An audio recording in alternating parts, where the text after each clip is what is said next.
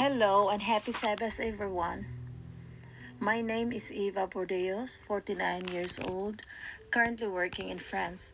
Yes, I've been here for about 8 years. I am happy being asked to share one of my testimonies of God's power and divine providence. I was born to stay parents. They were already gone.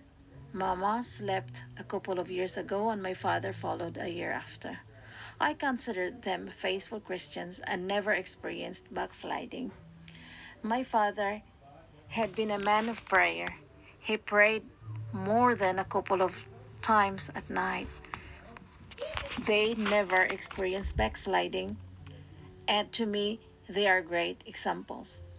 However, I got married with a non-Adventist guy, and he was politician. I am gonna share with you one of the important incidents in our lives where I could tell that God works in a miraculous way and that really hears and answers prayer. I could no longer recall which year was that local and national election way back in the Philippines. It was perhaps in the year 1999 or of 2000. But one time during the campaign period, our whole family went to spend some days break in Lingig, Surigao del Sur. So at the same time visited our auntie and many of my maternal relatives there. My husband had been suffering most of the dreaded diseases like diabetes, hypertension, heart and kidney problem. He needed to take daily maintenance medicine, so his bag was always loaded with extra synthetic medicines. Our family were enjoying our family retreat while my late husband was anxiously urging me to go home with him because of the intensified election campaign. Bayugan Agusan del Sur is composed of 43 barangays. Therefore, he didn't want to miss more appearances during the campaign period. I refused to go travel with him because it was Sabbath and all my life I never did. My husband kept insisting that I'd go with him because of his health condition. Considering also the long distance drive, he reasoned he might fall asleep and might had accident. But with me he felt safer and whole wide awake when driving. No matter how he insisted, I nailed my refusal to go travel with him on Sabbath. He was really disappointed and told me that my faith failed to show love because I did not consider to accompany him. On Sunday, I and the kids were home. He came home very late and announced to us that indeed he had accident. He showed us his bruises and injuries, but not severe. He happened to fall asleep and he crashed on the piles of sand and gravel alongside of the highway to Davao City. He didn't like to speak with me that evening and the whole Monday because he blamed me for being an Adventist. Tuesday morning, I prepared myself to leave for my office. Before I went out of the house, there I saw my husband asking a reconciliation and say sorry for how he treated me. Right then I handed in to him all the medicines he accidentally left, forgotten because he was angry that I refused him. After our reconciliation that morning, we prayed together and thanked God for saving his life during the accident before I head off to my office and him to Barangay New Salem for their election campaign. That evening, we waited for him, but he wasn't able to return home. That night, we were notified that he was one of the kidnapped victims. Rebel criminals ambushed his group and captured him too. I was afraid he would die on the cold temperature and the excessive fatigue climbing high mountains. Yet in an instant, I realized my worries won't help the situation. So I gathered the children, told them of what had happened to him and some of his colleagues, and I asked them to kneel and pray with me, asking God to protect him and save him. That whole evening, we did a marathon prayer, and I also requested our church to pray for him and the rest of the victims.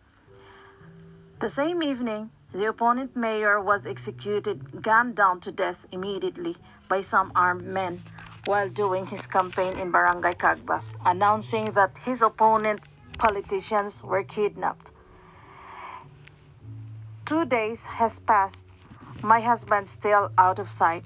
I continued praying for my husband's safe return, but I trust the will of God and completely submitted the situation to him. Policemen and military traced their paths on the mountains of San Miguel, Surigao del Sur, spotting the shelling of my husband's medicines, but they were not rescued. They were not able to rescue them because they were nowhere to be found. While they were held captives, they were profiled by their social and economic standing. We were poor, of course, very poor. My husband was so ill, but he tried to behave accordingly. He prayed and asked God to forgive him, and that God would answer my prayer as his Adventist wife. That made him keep going.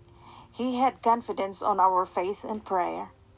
Then another moment, a man came to their group and told Givhat, a leader of the group of that bandits, to release my husband for his favor, because he is a distant relative and he is also ill and could not survive the ordeal. The leader of the bandits then ordered some of his men to bring him down to the trail, escort him until he safely reached the highway. He was given food and a little money to pay his journey back home. Friday morning, my husband reached home with a grateful heart that God has given him an Adventist wife, that because of keeping the Sabbath holy, he happened to forget his whole week medicine, and those medicines saved him during his days of captivity. You know what happened to those victims, to the other victims back on the mountains? They were kidnapped for ransom.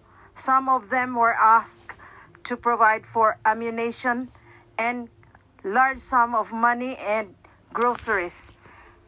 But from us, they did not ask any penny, and they were the ones who provided for my husband fare and food until he got home. How amazing. God really is God, a living God who listens at his children, and his saving power is so evident. I myself has been a living witness of so many miracles in answer to our prayers. Since I got married, I witnessed how God stood by me in many difficulties and ordeals in life. I am telling you, dear sisters, that my late husband was so sickly even at the early months of our union. I am gonna tell you that in the year 1990, we kept traveling for a year, hopping from one hospital to another, from Butuan to Cebu City, to Cebu Doctors, Cagayan de Oro, to Cebu, then from Cebu to Butuan City and to Tacloban City. All year round, we spent our time most in hospital confinements. God really is God, a living God who listens at his children, and his saving power is so evident. I myself has been a living witness of so many miracles in answer to our prayers. Since I got married, I witnessed how God stood by me in many difficulties and ordeals in life. I am telling you, dear sisters, that my late husband was so sickly even at the early months of our union.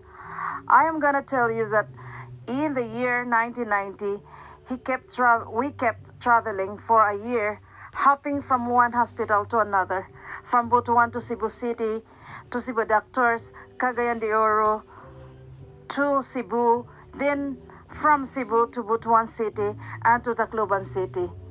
All year round, we spent our time most in hospital confinements.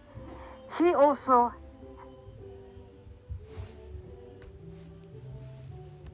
no more money to support for his post-operation like purchase of antibiotics, pain reliever, dextrose, and all medicines needed after the surgery. We had no extra food and I am soon due for birthing. I had only 600 pesos to be honest. Tacloban City Medical Center is a regional hospital for Samar and Leyte provinces, so there were too many poor patients. One patient in our ward cried because his wife could not buy his antibiotics and dextrose. He just got out of the operating room of his second kidney operation. His wife was so desperate and could not get any help. I talked with my husband. I told him that my 600 pesos could not save him nor myself. So we would better give it to the guy to buy his antibiotic and dextrose so he may survive for a day. We gave all the money to them, asking God to bless the money and save the guy and that God would provide for us. That afternoon, my husband entered the operating room, was out later with the news from the doctors that his blood pressure were so normal and so they successfully performed the surgery.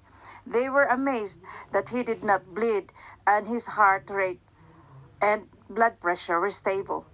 They gave so many prescriptions and high antibiotics to be bought, but we had no money. We said the doctor to the doctors, and the doctor said we can resell the bags of blood reserved for him. We didn't have problem because many patients needed blood before they were let into the operating room. To make the story short, we were able to buy medicines for him. We stayed in the hospital until I gave birth to Ralph. Him alone in the surgical ward and myself in the OB/GYN ward. Nobody took care of him and nobody was looking after me as well.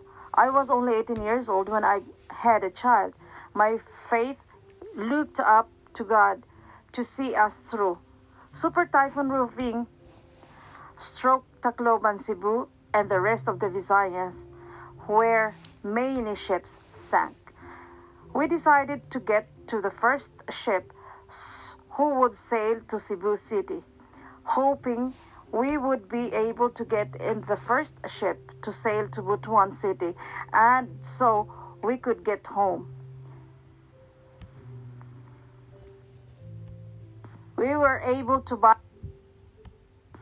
It was indeed a desperate decision because we got no financial aid there and my husband was in dire need of medicine for survival. So we requested the hospital to release us from the hospital and we signed a waiver that the hospital might not be held responsible. Anything wrong may happen to us. The third day after I gave birth, we sailed to Cebu City, asking the crew and the ship captain's pity to let us board the ship. I showed my husband's fresh wound, the 28 stitches that was almost half of his waistline, and the newly born baby. So their hearts were moved and they solicited money, goods, food from the ship passengers. God indeed blessed the 600 pesos from us given to us as sacrificial offer for and in consideration of the act of mercy from us to our fellow needy. We safely reached Cebu City and was ushered to the next ship to Nasipit, Butuan City, with God's divine providence. There, on that boat, boarded a league of pastors of different denominations because they had their pastors' conference held in Cebu City, but they were stranded due to the super typhoon Rupin. These pastors were so kind and provided for us not only prayers and spiritual food, but also our material needs until we reached home. We were then taken care of our mayor. Some of our provincial officials were who resided in Bayugan. All these miracles and divine providence were witnessed by us because we completely rely on God. We, when